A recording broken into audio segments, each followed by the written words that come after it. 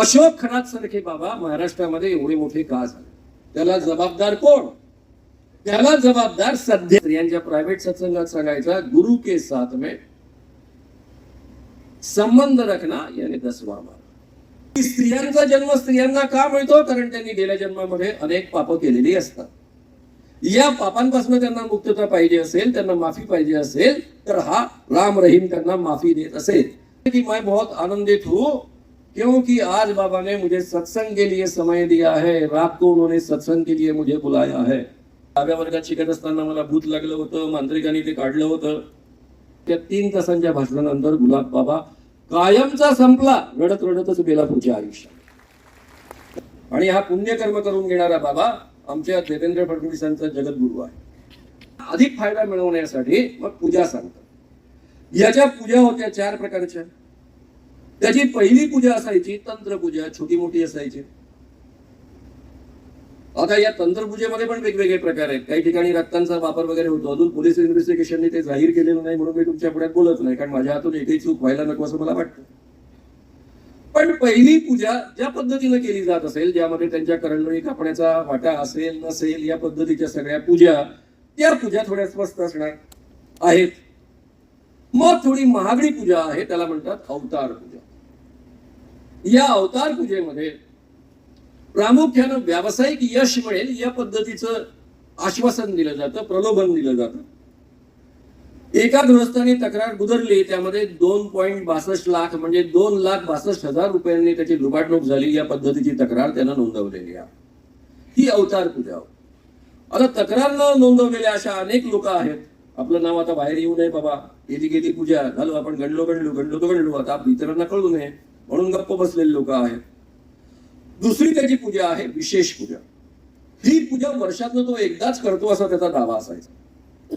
आणि या पूजेकरता तो 3 ते 5 कोटी रुपये घ्यायचा. किती? 3 ते 5 कोटी रुपये. एका 3 कोटी दिलेल्या माणसालाच हे सांगितलेलं असल्यामुळे त्याच्यावर आपल्याला विश्वास ठेवावा लागेल. आणि ही पूजा प्रामुख्यानं त्याचं जे सिन्नर तालुक्यामधलं ईशान्येश्वर मंदिर आहे त्या मंदिरामध्ये केली जाईल. मंदिराच्या आवारात ही पूजा कंडक्ट केली जात असे. अंधाऱ्या रात्री त्या ठिकाणी साप उगवणार आहे आणि तो साप उगवल्यानंतर तुला दर्शन देणार आहे. आणि ते दर्शन जर तुला झालं साप उगवून त्या ठिकाणी, तर मग तुझ्या व्यवसायामध्ये भरभराट होणार आहे असं आश्वासन दिलं जायचं. ज्यावेळी आधी तांत्रिक पूजा चालायची त्यावेळेस त्याचे डोळे बंद केले जायचे, डोळ्यांवर पट्टी बांधली जायची. मग पूजा चालू असताना थोड्या वेळात साप प्रगटेल असं सांगितलं जायचं आणि मग डोळे उघडले जायचे. आणि जो क्लायंट असेल त्यांनी डोळे उघडल्यानंतर त्याला अंधुक प्रकाशामध्ये, अंधारामध्ये, अंधुक प्रकाशामध्ये वळवळणारा साप दिसत असेल. तो खुश होऊन जात असे की सांगितलं होतं बाबांनी की साप दिसणार आहे, आकाशातनं आला साप आणि तो आता आपल्याला दिसला. पोलीस सांगतायत त्यांच्या इन्व्हेस्टिगेशन मधनं काय बाहेर आलं, तो साप म्हणजे खेळण्यातला रिमोट वरनं चढणारा साप होता. रिमोट दाबून त्या सापाला बळबळ करायला लावलं जात असे.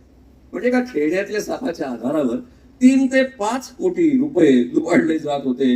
ही याची विशेष पूजा वर्षातनं एकदाच करतो असा त्याचा दावा. पोलीस इन्व्हेस्टिगेशन जर खरंच बाहेर आलं तर कदाचित वर्षातनं तो अनेकदा अशी पूजा करत असेल असं पण बाहेर येईल.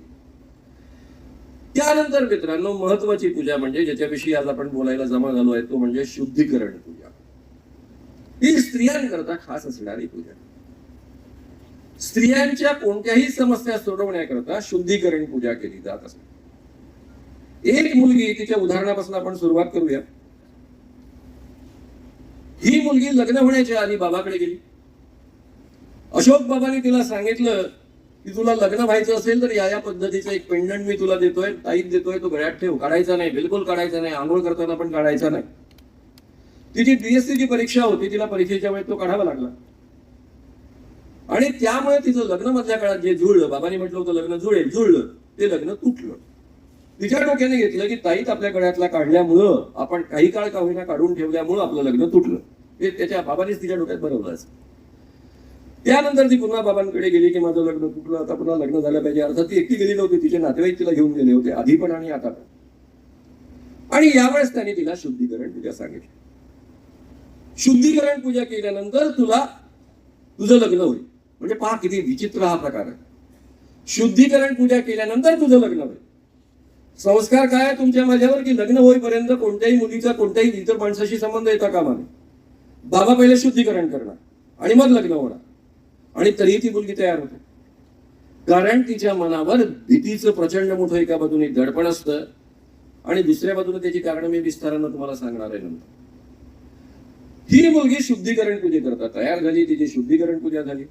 या पूजेचा संपूर्णता जो काही पॅटर्न आहे त्याचा साधारण कॉमन भाग असा की पूजा करताना त्याच्या कॅनडा कॉर्नरच्या ऑफिसमध्ये पूजा करताना त्या स्त्रीच्या डोक्यावर एक जल भांड ठेवलं जातं. कधी तांब्या असतं, कधी वेगळ्या आकाराचं असतं. त्यामध्ये पाणी असतं, त्यामुळे ती स्ट्रेट अशी बसलेली राहते किंवा उभी राहते. मग हा तिच्या कानामध्ये मंत्र आधी पुटपुटतो, मग तिला काहीतरी पेढा वगैरे देतो आणि त्यानंतर तीर्थ प्यायला देतो. तोपर्यंत मागच्या बाजूला उभा राहून एका भांड्यामध्ये सू करतो आणि मग ती सू प्यायला देतो. स्त्रीला दिसत नाही की तो मागे बसून सू करतोय आणि तोच आपल्याला प्यायला देत आहे. तिला वाटतं काहीतरी तीर्थ दिलं. ती छानपैकी ते तीर्थ पिते. ते थोडंसं कडवट लागतं, तुरट लागतं, खारट लागतं, पण त्या बिचारीला काय माहिती मूत आहे म्हणून. पण तिने आयुष्यात कधी पिऊन नाही पाहिजे. ती काही मोराची देसाई नाही. बरं, गोमूत्र प्यायला असेल त्याला थोडं मूत तरी कळेल, पण फार कमी लोक गोमूत्र प्यालेले असतात. त्यामुळे तिला काही कळायचं नाही. घाण्याचं लागतं, वासही घाणेरडा सगळा काय प्रकार आहे, पण काहीच बाबा तीर्थ आहे, बाबांनी सांगितलं. आणि काही स्त्रियांनी कंप्लेंट अशी केली की त्यानंतर त्यांना गुंगी यायला लागते आणि त्यानंतर बाबा तिचा उपभोग घेतो. आता यामध्ये गुंगी यायला लागते नाही लागते हे पोलीस इन्व्हेस्टिगेशन मधनं बाहेर आल्याशिवाय आपल्याला नीटपणे कळणार नाही. केवळ अंदाज करण्यात काही अर्थ नाही. माझ्या माहितीप्रमाणे, माझ्या अभ्यासाप्रमाणे याला गुंगी आणण्याचं काही कारण नसतं. सगळ्यात मोठी गुंगी आणणारी प्रक्रिया आपण जन्मजात निर्माण केलेली आहे, त्यामुळे वेगळ्या गुंगीची गरजच नसते. त्या मुलीच्या मनामध्ये फक्त भीती निर्माण करणं किंवा आवश्यकता निर्माण करणं याचीच आवश्यकता असते. मग त्या मुलीचा त्यांनी उपभोग घ्यायला सुरुवात केली, वारंवार शुद्धीकरण पूजा करायला सुरुवात केली. तिचं लग्न ठरलं, लग्न झालं.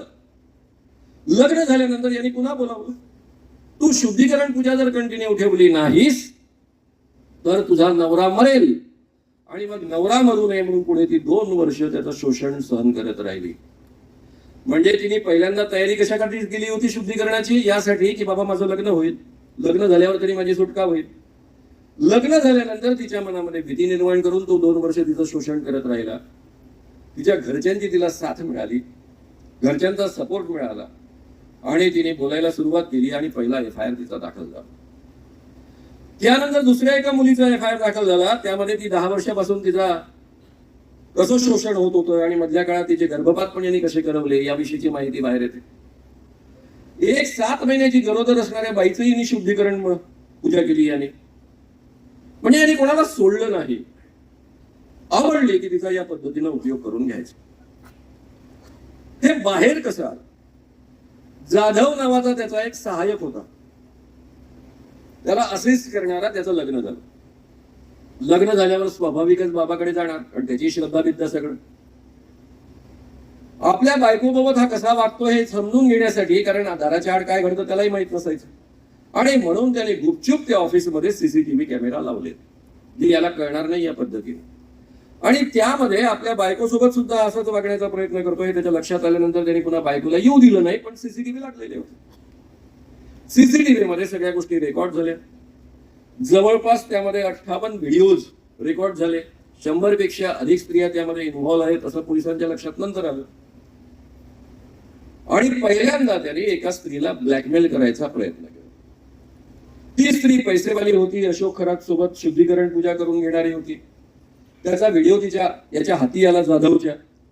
तो व्हिडिओ वापरून त्याने तिला ब्लॅकमेल करायचा प्रयत्न केला. ती स्त्री अशोक खरात पर्यंत गेली. अशोक खरातला प्रचंड अभिमान की मुख्यमंत्री महाराष्ट्राचे आपले चेले, अनेक मंत्री आपले चेले, अनेक IPS अधिकारी आपले चेले, अनेक IS अधिकारी आपले चेले, पोलीस मधले केवळ मोठमोठे वरच्या दर्जाचे पण अधिकारी आपले चेले, आणि आपल्याला कोणी ब्लॅकमेल करतं म्हणजे आपल्या शुद्धीकरण केलेल्या आहे भक्ताला कोणी ब्लॅकमेल करतं म्हणून त्यांनी पोलीसमध्ये कंप्लेंट केली. आणि या पोराला त्याला माहितच नव्हतं की याच्याजवळ किती व्हिडिओज आहेत काय आहे. त्याला असं वाटलं त्याला कळलं ब्लॅकमेल करतोय, व्हिडिओचं काहीतरी खोटं सांगतोय. ते 58 व्हिडिओ पोलिसांनी ताब्यात घेतले. पोलीस खात्याने पहिलं काम जे करायचं असतं ते केलं. अरे गुपचुळी होण्याची परिस्थिती होती. तेवढ्यात ते व्हिडिओ मधला काही भाग बाहेर आला. आता तो कोणी बाहेर केला ते पोलीस इन्व्हेस्टिगेशन मध्ये उद्या कदाचित कळेल, पण आज कोणाला माहित नाही. आणि तो बाहेर आल्यानंतर ते तोंड फुटलं आणि मग एका पत्रकाराने त्याबद्दल ती बातमी प्रसिद्ध केली. ती बातमी प्रसिद्ध झाल्यानंतर दत्ता खेमकर या पत्रकारानं रुपाली चाकणकर यांनी त्याला धमकी दिली. रुपाली चाकणकर कोण? आपल्या महिला आयोगाच्या अध्यक्ष, राष्ट्रवादी महिला आघाडीच्या प्रमुख यांनी त्याला धमकी दिली आणि तू हे सगळे प्रकार थांबव वगैरे वगैरे. आणि त्यातून हे प्रकरण हळूहळू बाहेर आलं आणि मग एकदम देवेंद्र फडणवीसांनी छानपैकी एसआयटी गठीत केली. एसआयटी गठीत केल्यानंतर आता अधिकारी तर ताकदीचे होतेच, त्यांनी आपलं काम सुरू केलं आणि FIR दाखल झाल्यानंतर पत्रकारांना आधार हवा असतो. मी स्वतः पत्रकार राहिलेला आहे, दीर्घकाळ या पद्धतीने एक्सपोजर्स करत आलेलो आहे. FIR नसेल तर लिहिणं फार कठीण जातं. FIR एकदा आला की लिहिणं फार सोपं असतं आणि मग धडाधड सगळ्या पत्रकारांनी हे प्रकरण लावून धरलं. या पद्धतीने सगळं घडलेलं आहे. हा महाराज सांगायचा काय? शुद्धीकरण पूजा करण्याच्या आत ही पूजा केल्यानंतर त्यांनी 3-4 पद्धतीच्या मोडस ऑपरेंडी वापरलं. पहिली म्हणजे ही पूजा केल्यानंतर तुझ्या घरामधलं जे काही संकट आहे ते दूर होईल, पतीवरचं संकट दूर होईल, व्यवसायामध्ये यश मिळेल. गेल्या जन्मामध्ये मी भगवान कृष्णाचा अवतार होतो, तू राधा होतीस. गेल्या जन्मामध्ये तू अप्सरा होतीस, म्हणूनच एवढी तू सुंदर आहे, असं डायरेक्ट त्या बाईच्या तोंडावर. असं करून करून यांनी या शुद्धीकरण पूजेकरता या स्त्रियांना प्रवृत्त केलं आणि त्यातून मोठ्या प्रमाणावर या स्त्रियांचं लैंगिक शोषण झालेलं आहे. आता कायद्यानुसार काय ते मी आधी सांगून टाकतो, मग पुढे जा. जादूटोणा विरोधी कायद्यामध्ये अनुसूचीमधलं 11वं कलम आहे. एखादी व्यक्ती मी भगवान कृष्णाचा अवतार आहे, भगवान शंकरांचा अवतार आहे किंवा माझ्यामध्ये दिव्य शक्ती आहे असा आभास निर्माण करून जर दुसऱ्या व्यक्तीसोबत, स्त्रीसोबत लैंगिक संबंध प्रस्थापित करत असेल तर तो कायद्याने गुन्हा आहे. यामध्ये बलात्कार सिद्ध हो न हो, पण इथे मात्र 6 महिने ते 7 वर्षाची शिक्षा आहे, कारावासाची प्लस 5,000 ते 50,000 रुपये दंड आहे. कारण महाराष्ट्र शासनाचा कायदा असल्यामुळं आणि शासन 7 वर्षापेक्षा अधिक शिक्षा ठेवू शकत नसल्यामुळं ती 7 वर्षाची मर्यादा स्टेटच्या कायद्याला असते, नाही तर केंद्राची परवानगी घ्यावी लागते. याच्यामधला दुसरा भाग आहे याच 11व्या कलमामधला की जर एखादी व्यक्ती दैवी शक्तीनं तुला मूल करून देतो असं आश्वासन देऊन तिच्याशी लैंगिक संबंध ठेवत असेल तर तोही कायद्याने गुन्हा आहे. हे दोन्ही गुन्हे याच्यावर लागू होतात, कारण काही मुलींना, स्त्रियांना त्यांनी या पद्धतीचं आश्वासन दिलेलं आहे. त्याशिवाय लोकांच्या मनामध्ये भीती निर्माण करणं 8वं कलम आहे. तुझा मृत्यू होईल, तुझं आर्थिक नुकसान होईल या पद्धतीची भीती दाखवणं हा कायद्याने गुन्हा आहे. म्हणजे याला जादूटोणा विरोधी कलम लागू होतं, पोलिसांनी ते लावलं. पण याचा दुसरा भाग आहे 2 प्रचार आणि प्रसार करणे. प्रचार आणि प्रसार करणे हा सुद्धा इक्वल गुन्हा या कायद्याने ठरवलेला आहे. म्हणजे एखाद्या व्यक्तीनं ज्या गोष्टी या कायद्याने प्रतिबंधित केलेल्या आहेत त्या गोष्टींचा प्रचार आणि प्रसार केला तर तो कायद्याने गुन्हा आहे. आम्हा पत्रकारांवरही तो गुन्हा लागू होतो. आणि प्रचार प्रसार करणं इतकं व्यापक केलेलं आहे की अप्रत्यक्ष सहाय्य करणं म्हणजे सुद्धा प्रचार करणं. आणि इथे रुपाली चाकणकर डायरेक्टली फोन करतात पत्रकारांना, त्याला झापतात. याचाच अर्थ या बाबाला, खरात बाबाला डायरेक्ट सहाय्य करत होत्या. त्यामुळे त्यांच्यावर सुद्धा सहआरोपी म्हणून हा गुन्हा दाखल झालाच पाहिजे जर शंकर खरात यावर झाला असेल. अशोक खरात यावर जर हा गुन्हा दाखल झालेला आहे तर सहआरोपी म्हणून रुपाली चाकणकर यांच्यावर हा गुन्हा दाखल होतोच, त्याला काही प्रत्यवाय नाही. एवढंच नव्हे तर क्रेडिट सोसायट्यांमध्ये पैसे सांभाळणारे जे लोक आहेत त्या सगळ्यांवर सुद्धा हा गुन्हा दाखल होऊ शकतो. इतका हा व्यापक आणि तगडा कायदा आहे. होणार की नाही हा वेगळा मुद्दा आहे. बेसिकली मला जर विचाराल की हा गुन्हा का दाखल झाला तर शिंदेचे ते बाबा असल्यामुळे दाखल झाला. जर या ठिकाणी देवेंद्र फडणवीस यांच्या जवळचे आमदार, जवळचे त्यांना प्रिय असलेले मंत्री, कारण त्यांना अप्रिय असलेल्या मंत्र्यांचं काय होतं ते आपल्याला चंद्रपूर लोकांना अतिशय चांगलं माहित आहे. चंद्रपूर त्यांना प्रिय असलेले मंत्री, एखादा आमदार किंवा एखादे जवळचे त्यांचे कोणी व्यक्ती जर या बाबाच्या सगळ्या या प्रकारामध्ये गुंतले असते तर मी तुम्हाला 100% खात्रीनं सांगतो की गुन्हे दाखल झाले नसते, हश केलं गेलं असतं. शिंदेचे आणि रुपाली चाकणकरांचे बाबा असल्यामुळं आणि त्यांना धडा शिकवलेला चांगलंच असतं म्हणून ते गुन्हे दाखल झालेले आहेत की काय असं वाटावं अशी महाराष्ट्रातली परिस्थिती आहे. आता मित्रांनो, गुन्हे दाखल झाला आहे, भाग झाला. आता आपण पाहूया दुसरा महत्वाचा विषय तुमच्या माझ्यासाठी असणारा अत्यंत, आणि तो म्हणजे हा जो बाबा आहे अशोक खरात, तो अपवाद आहे काय? माझ्या सहकार्याने जाहीररित्या सांगितलं की या परिसरामध्ये असे बाबा निर्माण झाले नाहीत. अशी ग्वाही कृपया देऊ नका. अनेक असे बाबा तुमच्याही परिसरामध्ये असतील, शोधा, सापडतील तुम्हाला. मी तुम्हाला एक माहिती देतो. एक अतिशय मोठा महाराज आहे, त्याचं नाव यासाठी घेत नाही कारण मग जवळ तो पुरावा सादर करण्यासाठी ती व्यक्ती समोर येणार नाही म्हणून. गडचिरोली जिल्ह्यामध्ये या बाबाने, आता गडचिरोली आणि चंद्रपूर तर वेगळे करता येत नाही, ठिकाणी एकच होतं. या बाबाने अनेक स्त्रियांना प्रेग्नंट केलं, विवाहित स्त्रियांना प्रेग्नंट केलं. माझ्या डॉक्टर मित्रमैत्रिणीकडे ते पेशंट्स आलेत. विचारलं त्या बाईला, तू का आता गर्भपात करते? तुला तर एकच मुलं आहे, दुसरं होऊ शकतो तुला? नाही म्हणे, माझा नवरा नसताना झालेला. बाहेर कुठे भानगड केली? बाहेर नाही भानगड केली, एक पुण्यकर्म केलं. आणि हा पुण्यकर्म करून घेणारा बाबा आमच्या देवेंद्र फडणवीसांचा जगद्गुरू आहे. एवढंच फक्त तुम्हाला हिंट देतो, बाकी देत नाही. त्या बाई अतिशय बोल्ड आहेत, बोलण्याची त्यांच्यात हिंमत आहे, पण तरी त्यांचं नाव मी तुमच्या पुढे जाहीर करत नाही. त्या गायनेकोलॉजिस्ट आहे, गडचिरोली मधल्या. त्या मला सांगत होत्या, शामराव काहीतरी कर रे, मी कितीतरी बायकांचे अबॉर्शन्स केलेले आहेत. ही आपल्याच परिसरातली गोष्ट आहे, त्यामुळे थोडं जागरूक राहा, डोळे उघडे ठेवा, तुम्हाला खूप काही सापडते. मी तुम्हाला एवढंच सांगतो की एकेकाळी या विषयाकडे पाहण्याची माझी नजर काय. मी तुम्हाला सगळ्यांना अनेकदा सांगितलंय, मी अतिशय अंधश्रद्धा होतो. मी 10व्या वर्गात शिकत असताना मला भूत लागलं होतं, मांत्रिकांनी ते काढलं होतं. मी स्वतः अनेक बाबांचा भक्त होतो. मला स्वतःला सगळ्या प्रकारच्या सिद्धी प्राप्त करायच्या होत्या. मला स्वतःला मोक्ष प्राप्त करायचा होता आणि त्याकरता गुरु असल्याशिवाय मोक्ष प्राप्त होत नाही, म्हणून मी अनेकांना गुरु केलेला आहे. म्हणजे आता विनोबांसारखा एवढा उच्च दर्जाचा योगी जवळ असताना पण ते असले प्रकार करायचे नाही, म्हणून ते वाटायचे नाही योगी वगैरे आहे. माझा पहिला लक्षात आलेला प्रकार तिथपासून मी सुरुवात करतो, जो आपला विषय आहे, बुवा तेथे बाया. विद्यानंद स्वामी नावाचे एक गृहस्थ, जे लंडन मध्ये MD FRCS झालेले होते. ही गोष्ट साधारणतः 73 सालची असेल, 72-73. लंडन मध्ये MD FRCS झालेले, त्यांची प्रचंड मोठी प्रॅक्टिस होती. एक दिवस त्यांना दृष्टांत झाला की भारतामध्ये हिंदू धर्म रसातळाला जातो आहे, आणि म्हणून ते तिथून डायरेक्टली एकदम जे उतरलं, त्यांचं विमान तर आमच्या वर्ध्यातच उतरलं. वर्ध्याला विमानतळ नसलं तरी यांचं विमान तिथे उतरलं आणि तिथे प्रगटले. मग त्यांचे मोठमोठे भक्त बनले, त्यामध्ये माझे वडील.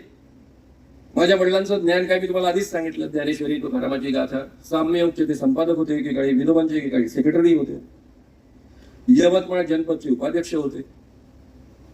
राजकारणात फार काळ राहिले नाहीत ते, पण सामाजिक क्षेत्रामध्ये मोठे कार्यकर्ते होते.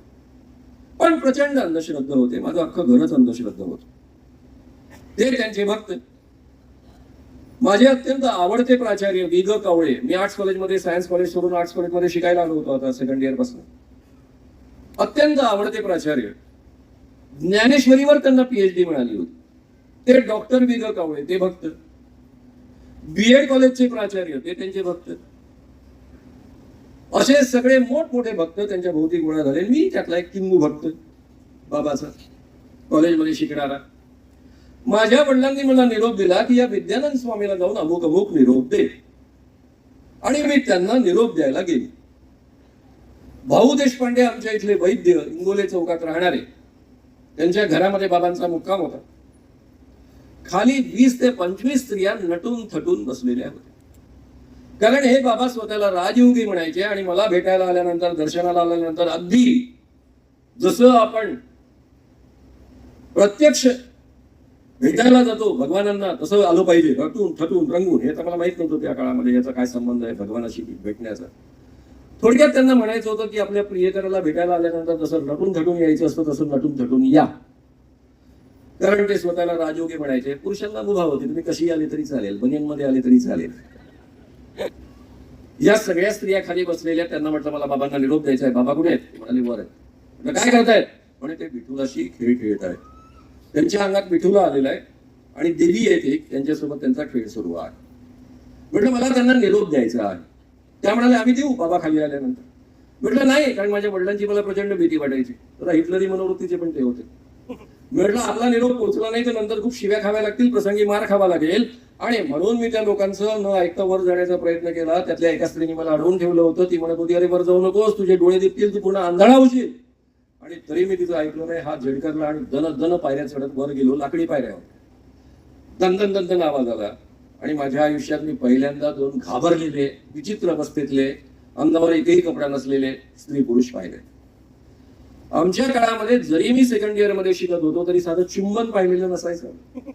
चित्रपटात सुद्धा दाखवत नसतो, फुलाला फुल दाखवत असत, तसा तो कालावधी होता. प्रत्यक्ष जीवनात चुंबन शक्यच नाही. आणि इथे मात्र ते सगळं मी पाहिले.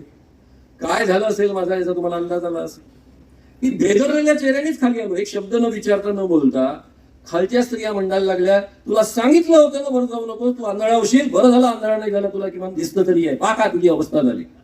काय त्या स्त्रियांना मी सांगणार. घरी गेलो, आकांड तांडव केलं, बोंबलायला सुरुवात केली. वर्ध्याच्या तरुण भारत प्रतिनिधीनं ते मुद्दा मनावर घेतला आणि पुढे ते प्रकरण वृत्तपत्रात प्रसिद्ध झालं. पोलिसांनी क्विक ऍक्शन घेतली. त्या काळात वृत्तपत्रात बातमी प्रसिद्ध झाली की पोलीस ऍक्शन घेत असत. हे पत्रकारांनी लक्षात ठेवावं आणि पोलिसांनी लक्षात ठेवावं. दोघांकरता ह्या मुद्दा तेवढाच महत्वाचा आहे. म्हणजे बातम्यांना एवढी क्रेडिबिलिटी असायची त्या काळामध्ये, आणि पोलिसांना ते वाटायचं की ज्या अर्थी वृत्तपत्रात आलं त्या अर्थी ऍक्शन घेणं आपलं कर्तव्य आहे. असा दोन्ही प्रकार होता. आणि ऍक्शन झाली. आणि मित्रांनो, ऍक्शन झाल्यानंतर काय झालं, प्रत्यक्षात निघालं काय. हा MD FRCS असणारा डॉक्टर नव्हता, तर एक साधा असू दे, तर एक साधा चंद्रशेखर जोशी नावाचा नॉन मॅट्रिक पोरगा होता.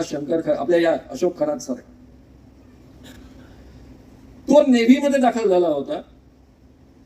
नेव्ही मधला जो बॉन्ड असतो तो त्याला खरं म्हणजे त्याला तिथली कडक शिस्त आणि मेहनत सहन नाही झाली म्हणून पळून आला होता. आणि पोलीस त्यामुळे बॉन्ड तोडून आलेला असल्यामुळे त्याचा शोध घेत होता. त्याला अटक झाली, त्याला जेलमध्ये पाठवला.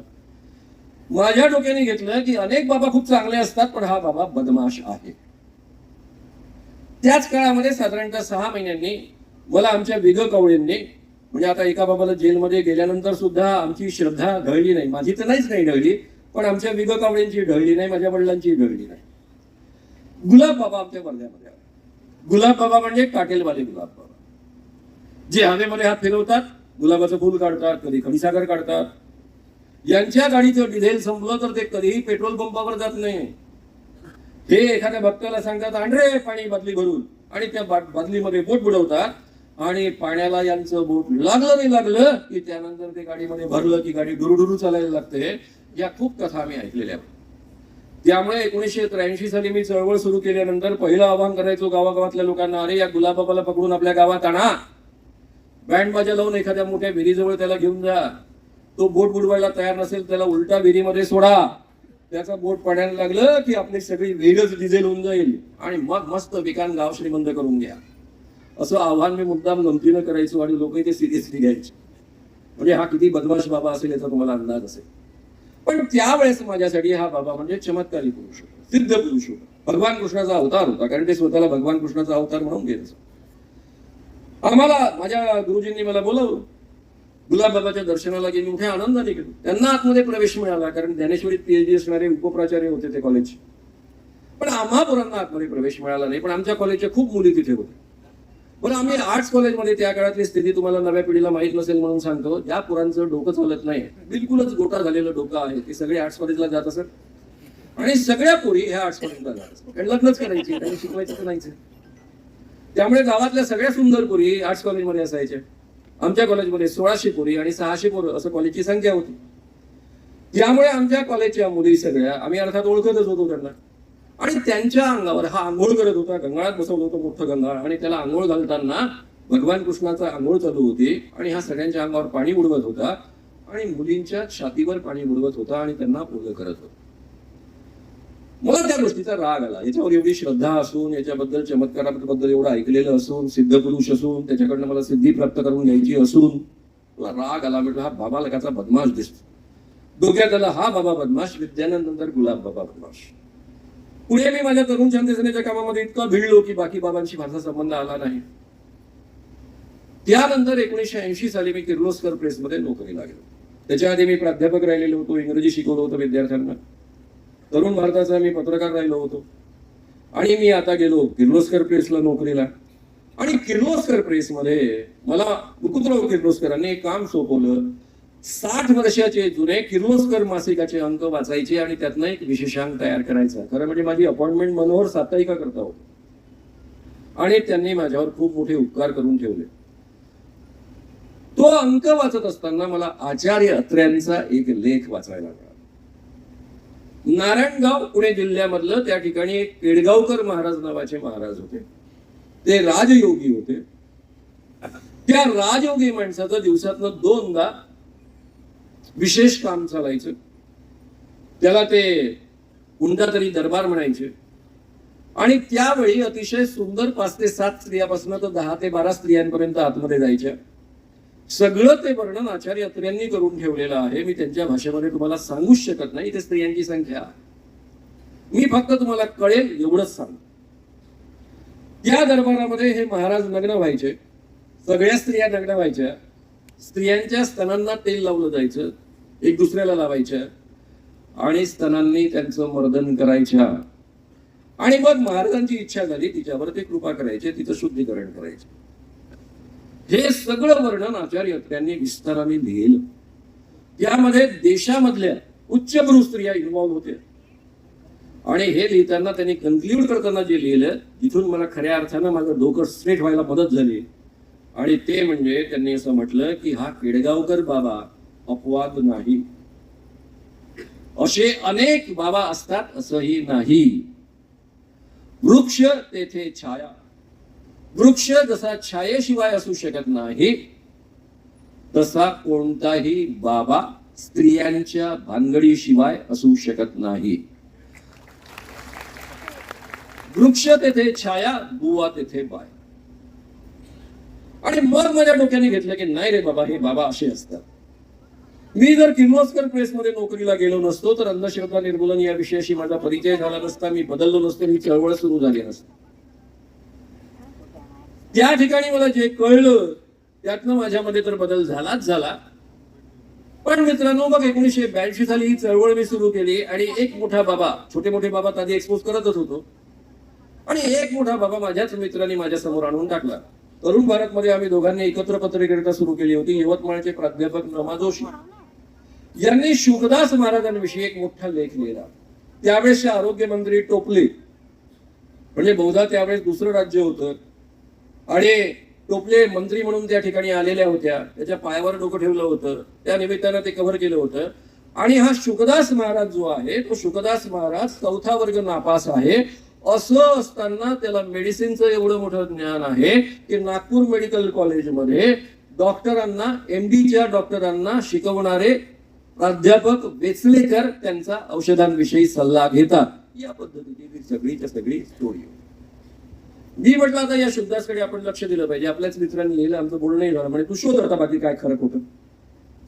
तेवढ्यात माझे दुसरे एक मित्र, माझे ज्येष्ठ बंधू डॉक्टर उल्हास जाजू, वर्ध्याचे सेवाग्राम मेडिकल कॉलेजचे प्रोफेसर, त्यांनी मला सांगितलं, श्याम तू आजकल बाबाओं को एक्सपोज करता है, जरा ध्यान दे शुकदास की तरफ. अरे ऐसी दवाइयां देता है कि बहुत रिएक्शन होती है, स्टेरॉइड्स बहुत देता है और मेरे पास कई पेशेंट्स आते हैं, जरा इसकी तरफ ध्यान दे. आणि म्हणून मी त्याच्या मागे लागलो. आणि औषधं तर सगळं ते मिळालं, ते सगळं लिहिलंच आहे. बुवाबाजी बळी स्त्रियांमध्ये तुम्हाला सगळं वाचायला मिळेल, पण मला दुसरंच घबाड मिळालं. हा बाबा स्वतःला विवेकानंदांचा अवतार म्हणवायचा. विवेकानंद स्वामींवर माझं स्वतःचं प्रेम आजही कायम आहे, कारण ते अतिशय रॅशनल होते विचारांनी. आणि त्यांच्याशी मी बोलत, म्हणजे त्यांच्याविषयी प्रेम असल्यामुळं मला असं वाटायचं की शुकदास महाराज ज्या अर्थी स्वतःला विवेकानंदांचा अवतार म्हणवतो त्या अर्थी तो बायकांपासून दूर असावा, नाही तर ब्रह्मचारी माणसाचा अवतार कशाला म्हणेल, असं माझ्या मनात होतं. पण जेव्हा मी इन्व्हेस्टिगेशन करायला लागलो तेव्हा प्रत्यक्ष काय सापडलं माहितीये, हा हळूच एखादी मुलगी आवडली की तिला सांगायचा, जरी मी भगवान विवेकानंदांचा, स्वामी विवेकानंदांचा अवतार गेल्या जन्मात असलो तरी त्याच्या आधीच्या जन्मामध्ये मी भगवान कृष्णाचा अवतार होतो आणि तू त्यावेळेस गोकुळामधली राधा होतेस, त्या काळात आपण खूप छान रोमांस केला, मग आता करायला काय हरकत आहे. बरं, या बैताड माणसाने किमान सगळ्यांना गोपी तरी म्हणायचं, राधा म्हणायला सुरुवात केली. झाल्या 8-9 राधांमध्ये कॉम्पिटिशन सुरू झाली आणि म्हणून हे प्रकरण बाहेर आलं. मग ते माझ्यापर्यंत पोहोचलं आणि मग मी लागोपाठ लोकमतमध्ये आधी त्याची मुलाखत घेतली.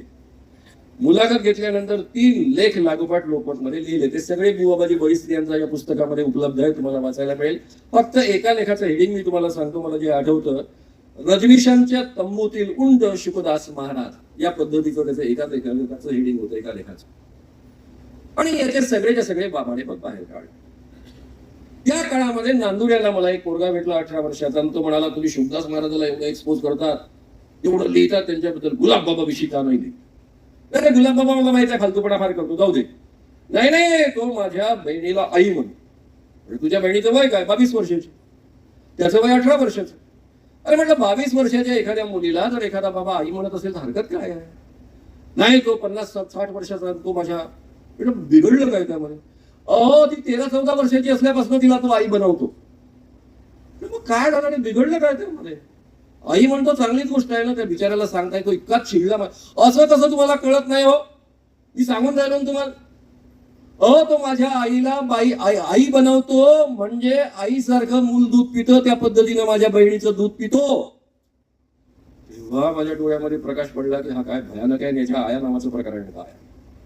आणि मग मी लिहायला आणि बोलायला सुरुवात केली.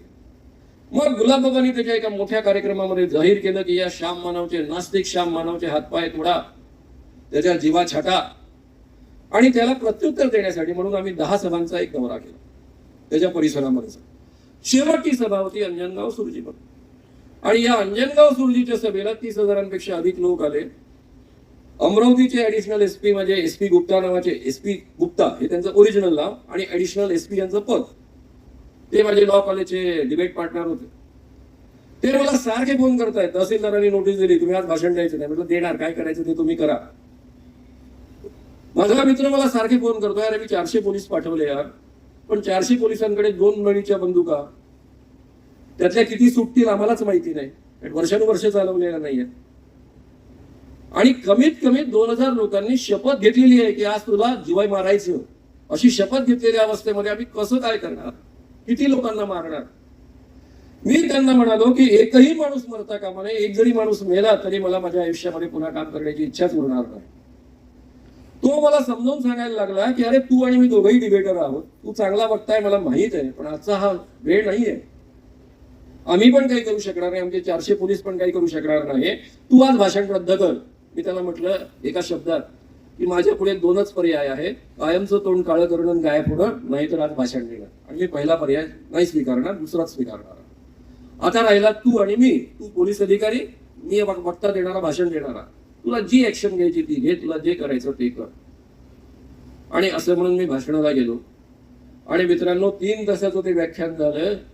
ती कॅसेट तिथल्या मुलांनी रेकॉर्ड केली, जो लाऊडस्पीकर वाला होता, ती पुढे वर्षानुवर्ष पाणठेल्यांपासून सगळ्यांकडे गाजत होती. आणि त्या 3 तासांच्या भाषणानंतर गुलाब बाबा कायमचा संपला, रडत रडतच गेला पुढच्या आयुष्यात. कारण त्याच्या सगळ्या बायकांच्या भानगडी जाहीररित्या सगळ्या भक्तांसमोर मी सांगत गेलो. गुलाब बाबा पद्धतीचा या बाबा. आम्ही कृपाळू महाराजांना जेलमध्ये पाठवलं नागपूरमध्ये. नागपूरच्या जेलमध्ये हा कृपाळू महाराज का गेला होता? आज जर तुम्ही इंटरनेटवर याचा शोध घेतला तर याचे जगभर आश्रम आहे कृपाळू महाराजांचे. वृंदावन पासून तर जगभर आश्रम आहे. हा आपल्या कोणत्याही आश्रमामध्ये शिष्याला भाषण द्यायला सांगायचा, प्रवचन द्यायला सांगायचा, बाजूला बसायचा आणि याला 13-14 वर्षाची पोरगी आवडली की तिच्याकडे बोट दाखवायचा. तो आसाराम बापू टॉर्च मारायचा आणि हा बोट दाखवायचा. बोट दाखवला की त्या मुलीला उचललं जायचं, तिला सजवलं जायचं, आंघोळ घातली जायची. ती राधा त्या दिवशीची. आणि त्या राधेला, त्या 13-14 वर्षाच्या 15 वर्षाच्या मुलीला सजवून याच्या रूम मध्ये रात्री शयनगृहामध्ये पाठवलं जायचं. शयनगृहामध्ये हा वाटेल तसे तिच्यावर बलात्कार करायचा. याला एक रोग होता. असा रोग होता की याचं स्खलन होत नसे, इजॅक्युलेशन होत नसे, आणि त्यामुळे अनेक दीर्घकाळ बलात्कार करायचा. त्या मुलींची योनी फाटायची. इथल्या डॉक्टर्स, गायनेकोलॉजिकल डॉक्टर्स, ते सगळं पुढचं त्या मुलीला जिवंत ठेवण्याचं काम करायचे. त्या मुलीला पुढे 1-2 दिवस राधा म्हणून सन्मान मिळत राहायचा आणि दर दिवशी किंवा दर 2 दिवसाआड एक नवी राधा या पद्धतीनं वापरली जायची. आमच्या नागपूरच्या परिसरातल्या 2 मुली असल्यामुळं त्यांनी तक्रार दाखल करायची तयारी दाखवल्यामुळं आम्ही तक्रार दाखल केली. उमेश बाबू चौबे, हरीश देशमुख वगैरे सगळी मंडळी, मी त्या काळात मुंबईला राहायचो, या सगळ्या मंडळींनी तक्रार दाखल केल्यानंतर त्याला अटक झाली, त्याला जेलमध्ये पाठवलं. आता हा सगळा इतिहास मी तुम्हाला कृपाळू महाराजांचा सांगितला, पण त्यातले 2 महत्वाचे अनुभव जे उमेश चौबेंचे आहेत ते मी तुम्हाला सांगितले पाहिजे. यातल्या अनेक स्त्रियांच्या मी मुलाखती घेतलेल्या आहेत, रेकॉर्ड केलेले आहेत. मी जे बोलतो आणि लिहितो त्याचे पुरावे नेहमी सोबत ठेवत असतो. उमेश चौबेंकडे अतिशय मोठ्या ऍडव्होकेट कोल्हापूरच्या, ज्या सामाजिक नेत्या म्हणून त्या काळामध्ये प्रसिद्ध होत्या, ज्यांची वृत्तपत्रांमध्ये सारखी नावं येत असत, त्या आल्या. त्या उमेश बाबूंना म्हणायला लागल्या कि उमेश बाबू, ये आपने बहुत गलत किया, भगवान कृष्ण के अवतार है कृपाळू महाराज, उनको आपने जेल में भेजा, आप उनके ऊपर का केस वापस ले लो. ऍडव्होकेट बाई. उमेश बाबूंना असं वाटलं की या बाईला कदाचित माहित नाही, म्हणून त्यांनी सांगायला सुरुवात केली की हा बाबा काय उपद्व्याप करतो. ती काय म्हणाली ते वाक्य महत्वाचं आहे, लक्षात ठेवा. ती म्हणाली, फिर क्या हो गया, वो स्त्रियों का उद्धार करते हैं. आपको बताऊं, मैं, मेरी शादी होकर 10 साल हो गए, उसके बाद मैं बाबा के पास गई थी. एक बार में उन्होंने जो आनंद दिया मुझे 10 साल में कभी प्राप्त नहीं हुआ था. वो स्त्रियों का उद्धार करते हैं, स्त्रियों का उद्धार करने के लिए ही उन्होंने जन्म लिया है. वेद बाबू मला सांगत होते, श्याम बाबू, मुझे ऐसा लग रहा था कि चुल्लू भर पानी में डूब मरू. त्यांचा दुसरा अनुभव मी तुम्हाला ऐकवतो. ते रेल्वे बोर्डामध्ये होते नागपूरचे. नागपूर अतिशय मोठं रेल्वे डिव्हिजन आहे, त्याचे चीफ ऑफिसर त्यांचे मित्र, त्यामुळे ते त्यांना सांगायला गेले की तुमच्या घरचे लोक जातात कृपाळू महाराजांकडे, जरा जाऊ नका. उमेश बाबूंना घरातल्या बाईने चहा नाश्ता वगैरे दिला आणि उमेश बाबू नाश्ता करत असताना त्या चिडून आल्या, कारण तोपर्यंत सांगत होते कृपाळू महाराज कसा आहे ते.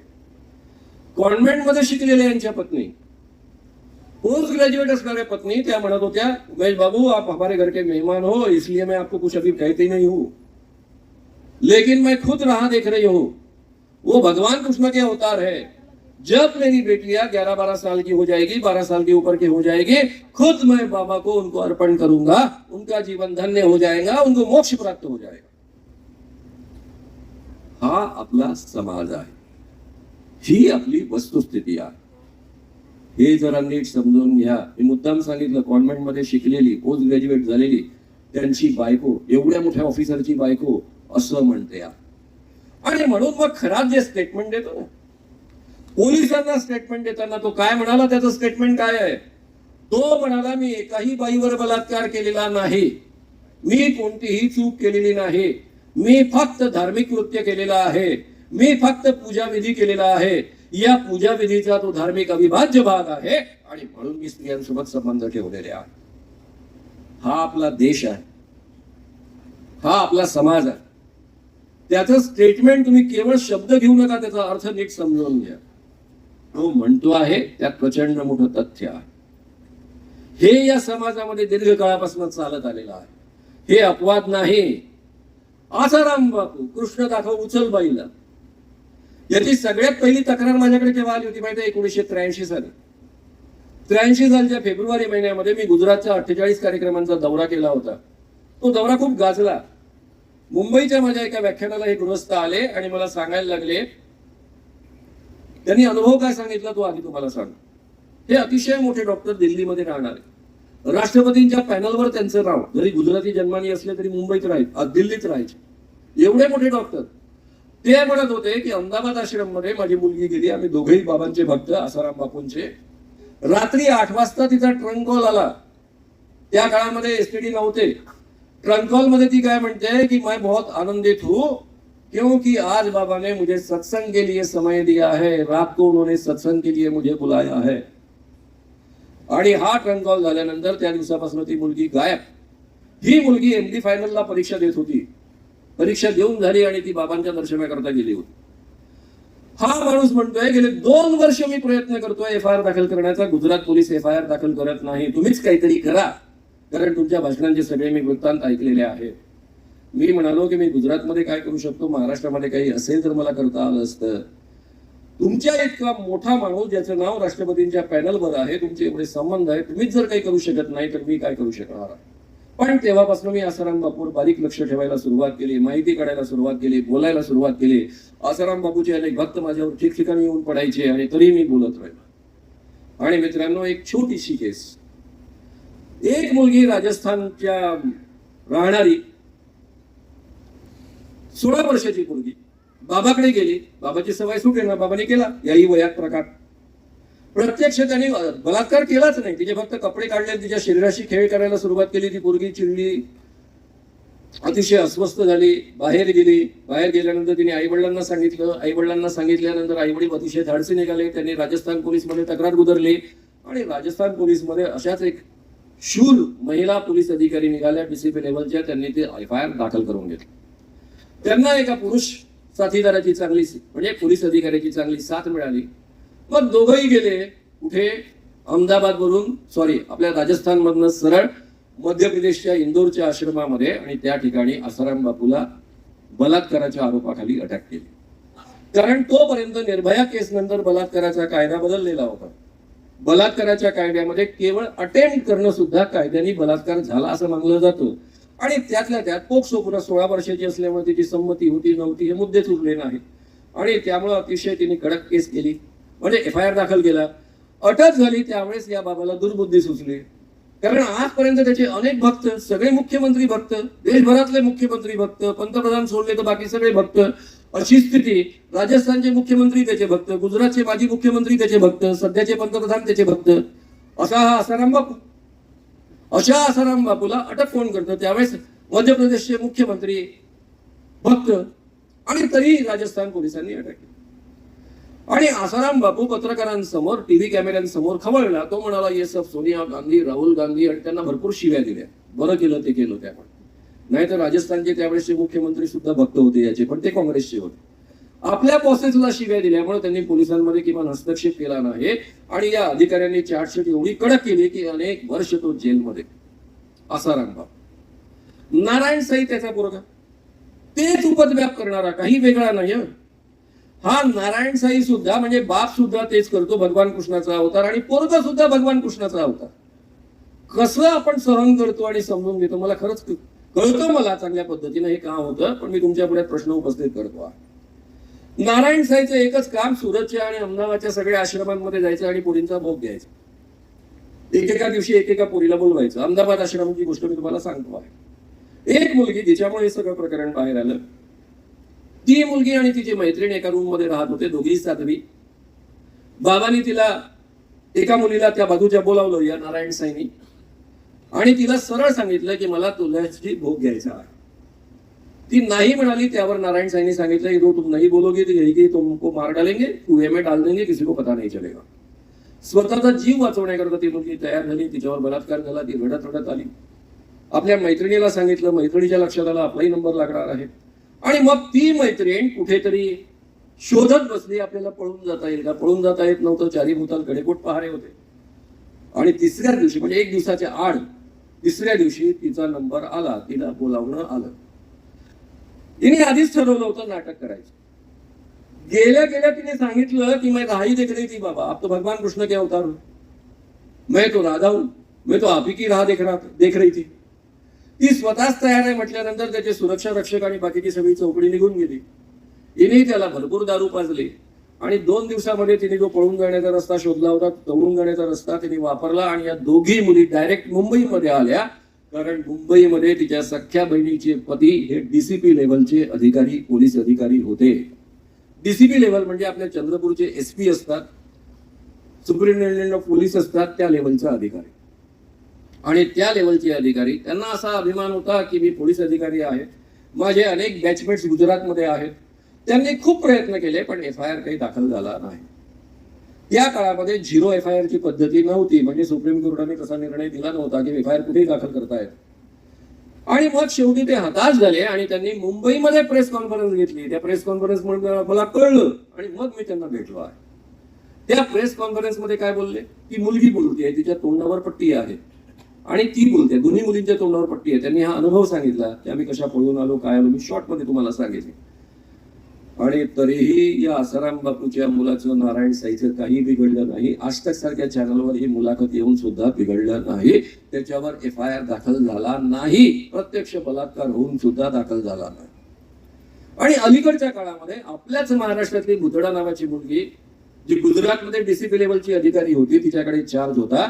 तिने 2 बहिणींनी तक्रार करायचं ठरवलं आणि त्यांनी तक्रार केल्यानंतर गुजरातमध्येच FIR दाखल केला आणि नारायण साईला आतमध्ये पाठवलं. म्हणजे एखादा पोलीस अधिकारी ज्यावेळेस हिंमत दाखवतो तर या पद्धतीनं एखाद्या बाबांना आतमध्ये पाठवता येतं. हे पुन्हा एकदा सिद्ध झालं. आता मित्रांनो, हे सगळे बाबा मी तुम्हाला सांगत असताना सगळ्यात मोठा यातला शिरोमणी जर कोणता असेल तर राम रहीम.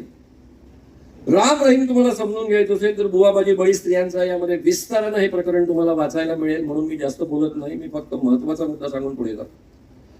अटल बिहारी वाजपेयींना पत्र आलं, म्हणजे त्यांच्या पंतप्रधान कार्यालयाला पत्र आलं. त्या पत्राचा फक्त मजकूर मी तुम्हाला सांगतो आहे. एक मुलगी जिचं शोषण झालेलं आहे ती काय सांगते आहे, ती म्हणते आहे की मला ती साध्वी सी ग्रेडच्या साध्वीला निरोप आला की बाबा ने तुझे बुलाया है माफी देने के लिए. त्याचा माफी हा परवलीचा शब्द. अर्थ काय की स्त्रियांचा जन्म स्त्रियांना का मिळतो, कारण त्यांनी गेल्या जन्मामध्ये अनेक पाप केलेली असतात. या पापांपासून त्यांना मुक्तता पाहिजे असेल, त्यांना माफी पाहिजे असेल तर हा राम रहीम त्यांना माफी देत असेल.